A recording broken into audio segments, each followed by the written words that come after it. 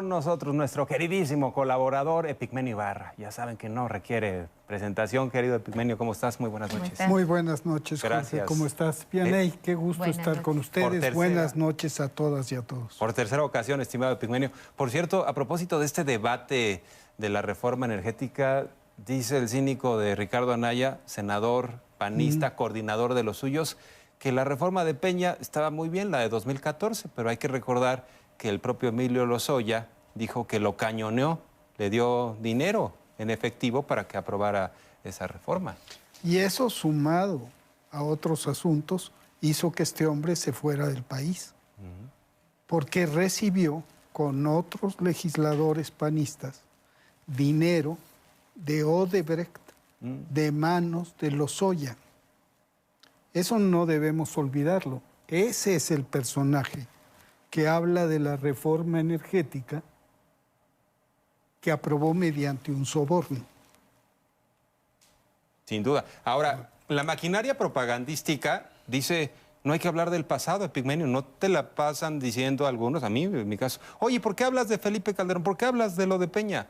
No hay que hablar del pasado, es lo que dice la maquinaria hoy en día propagandística en contra de la 4T. Sí, claro, porque el pasado nos informa, el pasado nos da contexto, el pasado nos permite entender lo que sucede y el pasado nos permite no olvidar y no perdonar a quienes saquearon y cubrieron de sangre este país.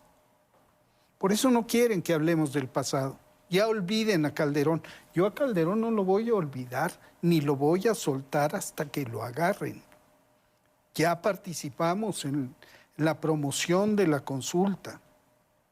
Ya empujamos eso. Ya apoyamos 2 veces, apoyé yo con otros compañeros, demandas en la Corte Penal Internacional. Y vamos a seguir con el dedo en el renglón. ¿Hasta cuándo? Me decía una compañera una vez, ¿y tú hasta cuándo le vas a seguir dando con la cabeza a la misma pared? Ahora que se caiga la pared. Ya que se caiga, cambiamos de tema. Epigmenio, tú dices mirar al pasado. Hay un secretario de Seguridad Pública de Calderón en estos momentos en la cárcel en Estados Unidos acusado de narcotráfico, pero del lado de la oposición vemos un intento constante de querer hacer ver a la presidenta Claudia Sheinbaum con nexos con el narcotráfico. ¿Cómo ves esta doble moral? Es la continuidad de la guerra sucia electoral, del narcopresidente, narcocandidata, y está estructurada a partir de una suposición, que el pueblo es idiota, que todos somos idiotas, y que nos vamos a creer sus mentiras. Hoy precisamente hablo de eso en Milenio, en mi columna en Milenio, y digo, entre Goebbels, la derecha mexicana y la comentocracia. La mentira y la hipocresía son las armas predilectas junto con el odio y el miedo de la derecha y son los instrumentos de la comentocracia, que es el sicariato mediático de la derecha. ¿Quiénes son los sicarios mediáticos de la derecha? Pues estos personajes que están precisamente empeñados en esta tarea. Hoy en la mañanera exhibían a Loretta, y vuelvo otra vez con Loretta, o con Riva Palacio, que son los que sostienen esta campaña. A diferencia de Goebbels, con el que tienen muchas afinidades ideológicas, hay una cosa que los distingue. Goebbels, en efecto, logró hundir al pueblo alemán, haciéndole que creyera que la mentira era verdad. Estos no convencen más que al espejo. Sí se están topando ellos con la pared, porque ahí están las encuestas. Una reciente del Universal, 80% de aprobación de la presidenta. Una reciente más del Heraldo, 78%. O sea, la oposición sí se topa con pared. O el reconocimiento de los medios extranjeros a la estrategia de la presidenta frente a Trump, ¿no? Primero, el reconocimiento del pueblo, que es vital. Segundo, el reconocimiento del propio Trump, que la reconoce como una adversaria o como una oponente diplomática digna, inteligente, dice maravillosa. Esas palabras en un presidente de los Estados Unidos no son gratuitas, son porque hay solvencia y autoridad moral. La presidenta ha insistido en que se gobierna solo sí cuando se tiene autoridad moral. Los que no tienen autoridad moral son estos personajes que mienten cínica y descaradamente y de manera continua. Creen que lo que ellos consideran como verdad, ellos y ese minúsculo grupo al que llegan, bueno, no tan minúsculo, el presidente López Obrador decía son millones, sí, pueden ser 15, 20 millones. Bueno, creen que lo que ellos se dicen al espejo penetra en la población, y eso no es cierto. La gente en México sabe perfectamente que en el régimen neoliberal, capos del crimen y gobernantes corruptos eran básicamente la misma cosa. Y la gente en México sabe que Genaro García Luna no hubiera sido lo que fue, no hubiera llegado a donde llegó, sin el concurso de personajes como Riva Palacio, como Loret y como otros. Ahora que está de moda hablar de los abogados, ¿fueron grandes abogados de García Luna? Yo diría que Felipe Calderón fue el mejor abogado de García Luna porque lo defendió durante todo el sexenio. Le decía, ingeniero, usted es muy bueno, y además le habían ido a avisar a Felipe Calderón de lo que estaba haciendo García Luna. Fue un gran abogado, ¿no? Lo condecoraba. Y no estamos hablando de una relación ocasional. García Luna fue instrumental en el robo de la presidencia. Era el espía personal de Calderón. La información que suministró García Luna a Calderón sirvió para chantajear a políticos que dudaban en apoyar el robo, el fraude. García Luna fue aupado, empujado por Fox. Y Calderón, terminado su mandato, y aún a pesar de que era Vox Populi, que este hombre tenía negocios y había hecho un dineral vendiendo con los moches de los contratos armamentísticos, porque la guerra es un negocio. Entonces, Calderón todavía los recomendó con Peña. Estamos hablando de una larga complicidad.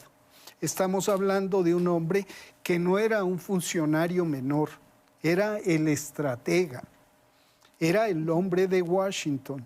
Entre otras cosas, los norteamericanos están furiosos porque García Luna los traicionó. Y muchas de las cosas que hizo García Luna no las dicen porque los embarran. Porque si había que comprar un helicóptero, García Luna cobraba un moche. Si había que comprar tecnología, García Luna cobraba un moche. Por eso amasó 600 millones de dólares, de acuerdo a las autoridades de Estados Unidos. Y con varias empresas que dieron servicio al gobierno de Peña Nieto por recomendación de Felipe Calderón. Ahí están los reclusorios. Ahí están los sistemas de interdicción de señal de los reclusorios que nunca han servido. A Felipe Calderón le encantaban los juguetes, no sé si se acuerdan, porque se subía a tanques, aviones, se disfrazaba de general. Comandante Borolas El comandante Borolas le puso López Obrador. Bueno, eso implicaba, además de sangre, dinero. Yo digo que Calderón se llenó los bolsillos con plata del pueblo y se manchó las manos de sangre inocente. Y eso no debemos olvidarlo. ¿Y quienes ahora quieren traspasar esa culpa? Que es una forma de hacer que olvidemos la responsabilidad de Calderón y, por otro lado, de tratar de socavar a la Cuarta Transformación, esos eran cómplices de Calderón. ¿Ves entonces de García Luna?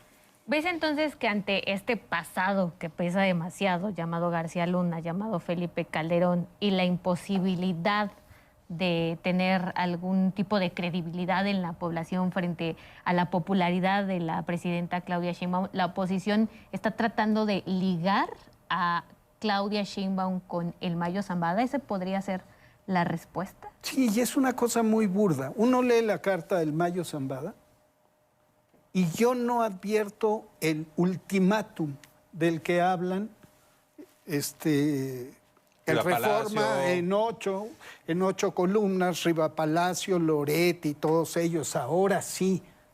No, los que tendrían que tener mucho miedo son ellos, porque los que tienen cola que les pisen son ellos.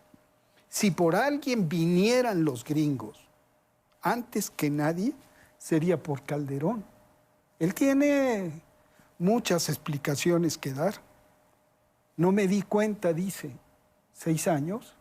También dice que no se hizo pato, eso lo manifestó ante Jordi Rosado en una entrevista muy polémica. Ahora, ¿qué hacemos ante los bots? ¿Qué hacemos ante las campañas artificiales?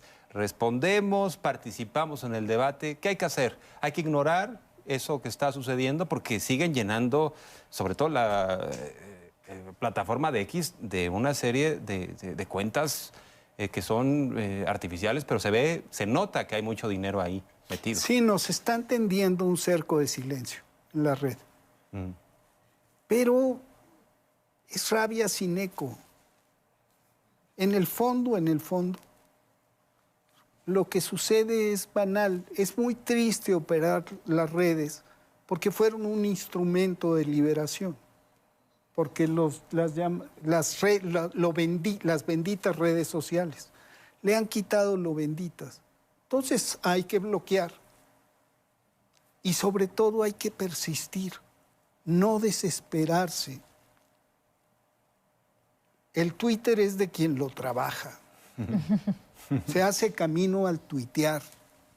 Hay que ser necios, tercos, porque vale la pena la causa, porque tenemos una razón profunda de ser en las redes, comunicar lo que pensamos de lo que es el país y señalar a quienes nos quieren engañar.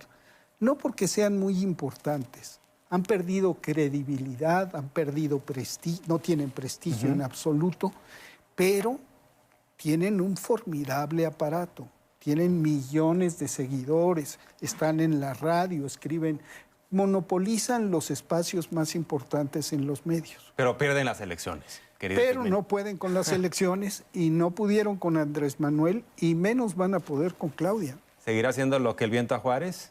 Lo que el viento a Juárez, con la señora presidenta. Muy bien. Ni la cola de caballo le van a... Así estamos llegando al final ya de tu intervención. Muchas gracias, Epigmenio. Como siempre aprendimos mucho. Y Nos entonces, vemos dentro de 8 días. Nos vemos en 8 días. Ni perdón ni olvido respecto al pasado neoliberal. Y simplemente señalar a quienes mienten. Venga. Y ahí adquirimos un papel importante en los medios públicos. Hay que Exacto. Nos vemos.